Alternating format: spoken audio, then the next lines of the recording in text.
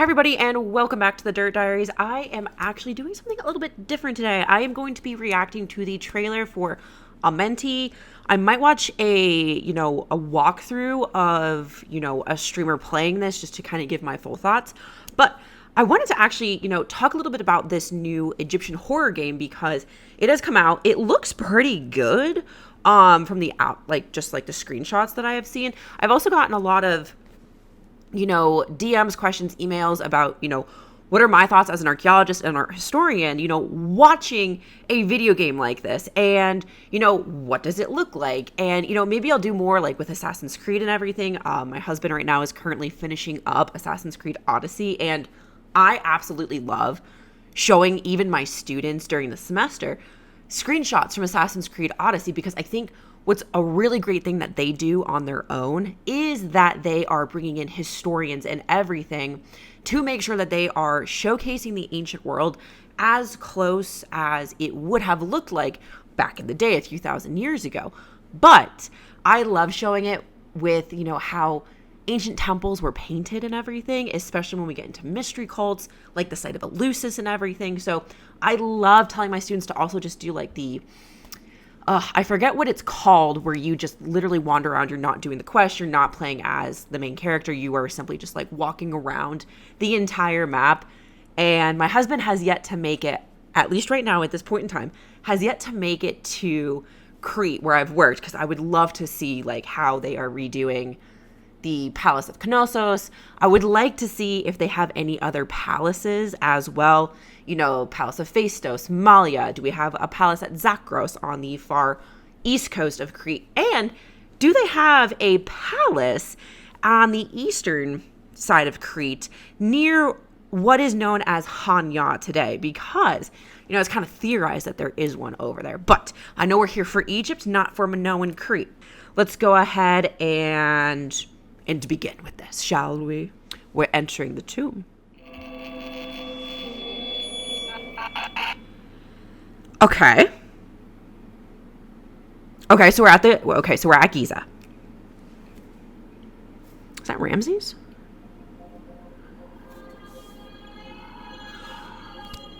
Mummification Center, Ankh. Cool. Graphics look really good. Interesting. Pharaoh, maybe?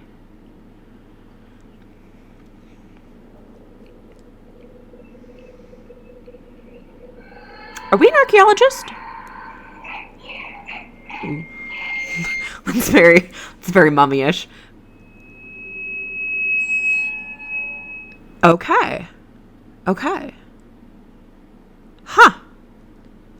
Okay, that was very, very interesting. So, because the trailer is less than a minute long, I'm gonna watch and I'm gonna come back to you. Alrighty, so we're back, and I do have Steam up right now just so I can kind of get the synopsis to make sure I'm hitting on what I picked up through the walkthrough that I watched and everything, which was really interesting.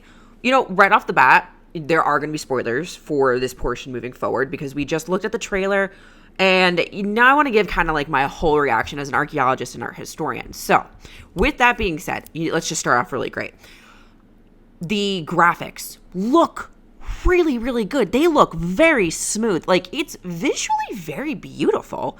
And I mean, that's one thing that will always capture my attention in video games, computer games, anything like that, is what is the visual appearance, especially, studying art history, all of that kind of stuff.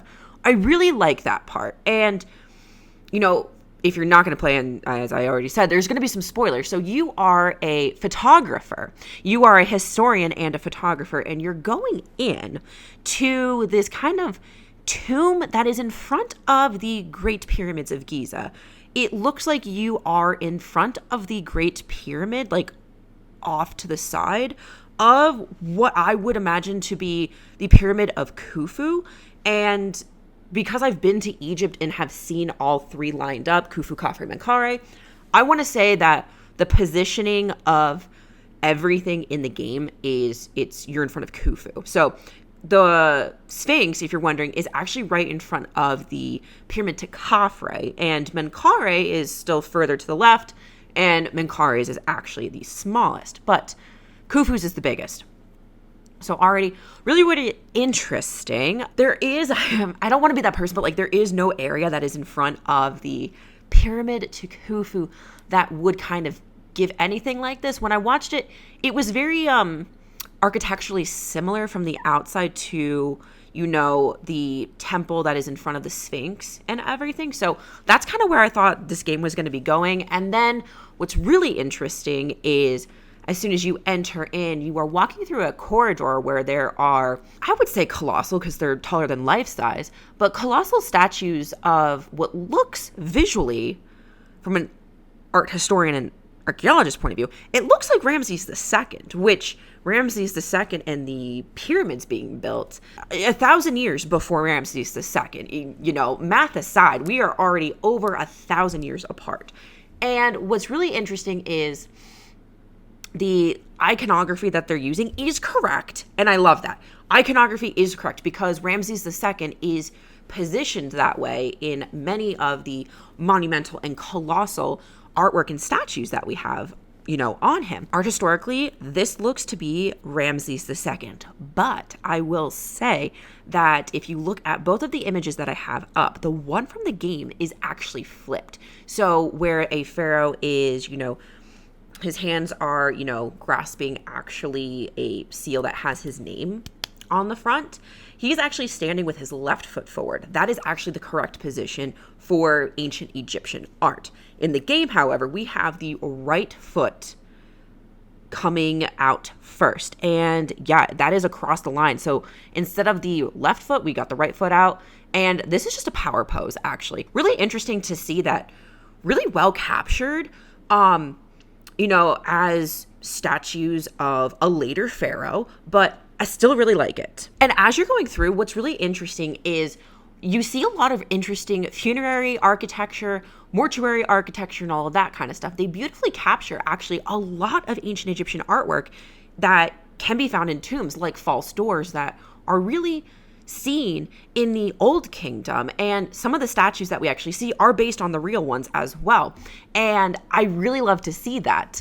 It's really cool. It's really like accurately captured. Okay, so I'm kind of scanning through the walkthrough that I looked at just to like remind myself of the images I wanted to stop at. But what's interesting is, okay, so the plot for the most part is you're a historian and photographer. You're going into this tomb of, it's not an actual pharaoh from the Egyptian king list. So that also stuck out to me. Like, I get you might not want to like name it after like the real pharaoh and everything, but during the entire gameplay, you are finding these notes from an archaeologist who was rumored to have gone in this area before, and since then he's disappeared. You cannot find him, and his name is very similar to that of Howard Carter. So I do wonder if the game developer was trying to do a play on Howard Carter, who of course did find and rediscover and reintroduce the world to King Tut back in 1922. So very, very cool. The graphics, really, really gorgeous. I like when you are taking photos, there could be like a ghost image and everything like that, especially because this is a horror game. The jump scares, really well done. If you like a lot of suspense and thriller and that kind of stuff, this game perfectly encapsulates that. I did like some of the smaller scares too, where things are turning and looking at you, or they're kind of like walking up whenever you turn your back. Really, really enjoy that as well. And what's really, really interesting is another great piece of art that we see, which is one of my husband's favorite pieces, is a scene that is showing the weighing of the heart ceremony, which is so cool in Egyptian mythology and later Egyptian funerary rites, which is really interesting because if this is supposed to take place during the Old Kingdom of Egypt, then we're going to be looking at pyramid texts, not the Book of the Dead. The Book of the Dead, however, will actually have the weighing of the heart ceremony and that artwork. So if they are trying to say that this, you know, pharaoh who's ruling and everything was part of the Old Kingdom, the artwork, unfortunately, is not matching. And even more kind of niche, and I know I'm being really nitpicky here, but the more really niche thing that I thought was really cool that they actually included, and I'm going to include an image for you guys, but when the gamer is actually walking through one of the corridors, when you look up through the corridor, there's like a little painting, kind of looks like it should be like a fresco, but what's really cool is that is actually a real life image. And what's really cool is I actually gasped when I saw this, and I had to say, this is actually the Egyptian painting of individuals from ancient Greece, from the Aegean world. So this, again, is still Bronze Age. It's actually late Bronze Age. So it's fitting more in time with the New Kingdom, which Egypt and the Aegean during the Bronze Age as a whole, but especially during the late Bronze Age, especially Ramses II, especially during Dynasty 18 before Ramses II, we're seeing a lot of interconnections with Egypt and the Aegean world. But to see that image captured where they're called Keftiu, that is the Egyptian word for basically people from the Aegean, and we actually see them carrying copper as tribute to the king. So the fact that they included that in such a small piece of artwork, I don't know if any of you guys know what that artwork is from, but I do, and that was so cool as somebody who studies that. Like, very well done by this individual. Now, I really enjoyed the jump scare. I really enjoyed the plot of like you're trying to get these photographs, you're trying to look for, maybe what happened to this guy. And I really enjoyed kind of like almost like the curse of the mummy in a sense, where the wife seems to be coming after who's ever in there. Really enjoyed that. The biggest con that I have with this game is the fact that it's pushing the aliens, the fact that the ancient Egyptians weren't the ones who built the pyramids. That's the only thing I really can knock this for, is there were so many different ways to take this. And you had a great horror setup of you're going into this tomb. Somebody's already missing like decades ago. And you're trying to figure out what's going on. And you have all of this great artwork and visually gorgeous. The thriller aspect, the horror aspect, a delicate balance that this, development company has, created. Very well done. The plot, you had me in the first half. And then you went aliens, and there's so many better ideas.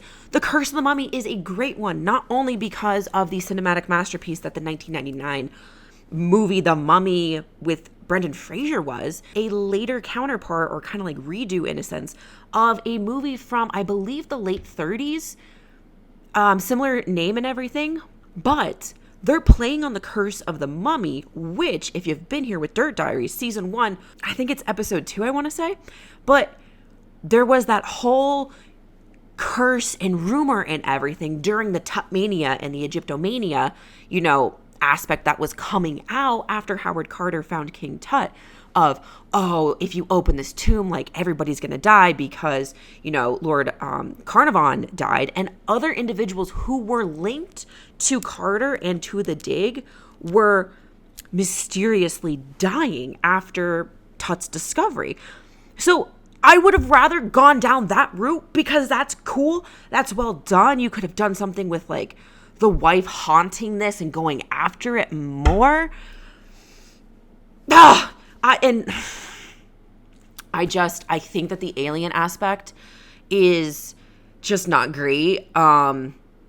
It's very detrimental out there, especially because it feeds into the pseudoscience of the ancient Egyptians didn't actually build the pyramids, which, we could go down a whole rabbit hole of, that leads us to Ancient Apocalypse, that leads us to Graham Hancock, that leads us to, not great ideals.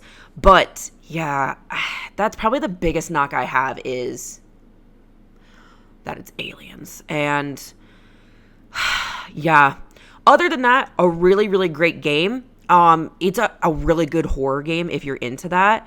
And yeah, I would probably recommend this to anybody, but I think I would say like it's good. It could be great. And I think it had a lot of great points, and maybe they will redo this and take out the alien aspect. I don't know. But from a viewer, great game until we got to the aliens. You lost me really hard at that. And as an archaeologist and an art historian, it's very conflicting, both art artifact and historical wise of what is going on.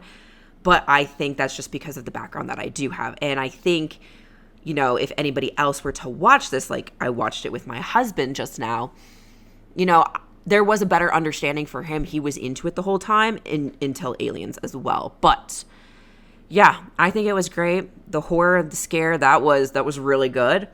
But yeah, it's good. Could be better. Could be great. But yeah, let me know what you guys think. If you've played Amenti, let me know what your thoughts were. If you knew about the Keftiu painting, if you knew about the Ramses statue, kind of harking back to that and everything, drop it below. Let me know. Would you play this game? Have you played this game? And yeah, do you have any games that you want me to review or anything? I actually might start doing a series. I'm doing another playthrough right now of Witcher 3, which is one of my favorite games. So maybe I'll do some like folklore behind the scenes of Witcher if you are not, familiar with his bestiary and or background of The Witcher. So as always, keep your books open, stay curious, and I will see you guys next time on the Dirt Diaries.